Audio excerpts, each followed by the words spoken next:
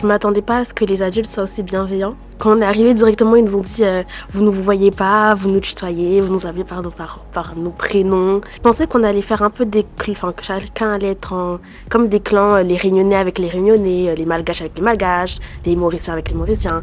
Mais au final, on est tous mélangés. C'est la première fois, disons, que je quitte mon pays, Madagascar.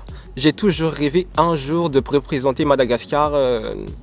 Et voilà qu'aujourd'hui, je me tiens à La Réunion à présenter Madagascar, qui est mon pays, mon cher pays que j'adore extrêmement. Falza Malagasy. Ma jeunesse, elle veut tout donner, mais elle a besoin d'être guidée.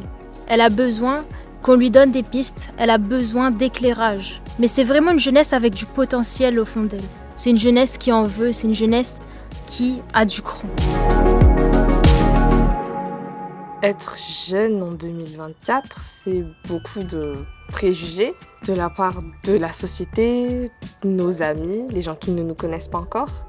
Beaucoup de pression aussi dans les études de la part de nos parents ou même indirectement la pression que l'on se fait à soi-même.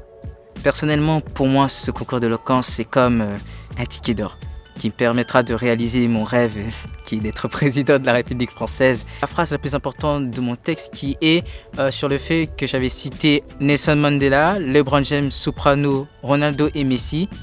Ces grandes personnes ont tous un point commun avec moi, qui est qu'ils sont nés dans des milieux défavorisés où on ne s'attendait pas à ce qu'ils réussissent. Et pourtant, ils ont réussi, de par leur travail et leur talent. Et la différence avec moi, c'est que eux, ils ont réalisé leurs rêves et que moi, je commence mon rêve.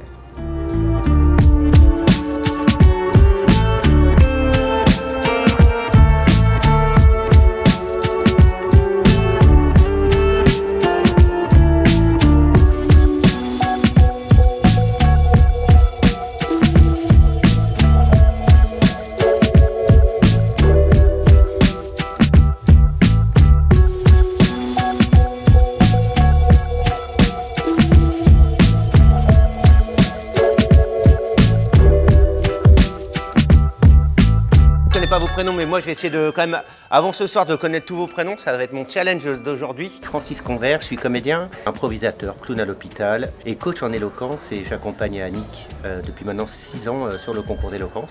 Qu'est-ce qui s'est passé depuis ce matin de ce premier jour? Et ben, c'est assez simple en fin de compte. On a remis la machine en marche, donc il y a eu un premier temps où on s'est un peu présenté, on a présenté un petit peu ce qui allait se passer, ce qui les attendait pour la semaine. Et on est après rentré dans des petits exercices de cohésion de groupe, de ce qu'on appelle des icebreakers, pour briser la glace, voilà, pour qu'ils se connaissent un peu mieux. Ça va venir tout doucement, là, on sent déjà ce midi, ils commencent à parler entre eux, à se découvrir, et plus ça va aller, on espère que la mayonnaise va prendre, quoi. Nous les jeunes sommes animés par la passion. Nous avons l'énergie et la flamme de la jeunesse qui brûle encore en nous. Se battre pour nos convictions fait partie inhérente de notre ADN. Tous les 25 candidats ils passent leur discours et on écoute, on prend des notes pour nous-mêmes, ce qu'on peut mieux faire, ce qu'ils ont mieux fait que nous, etc.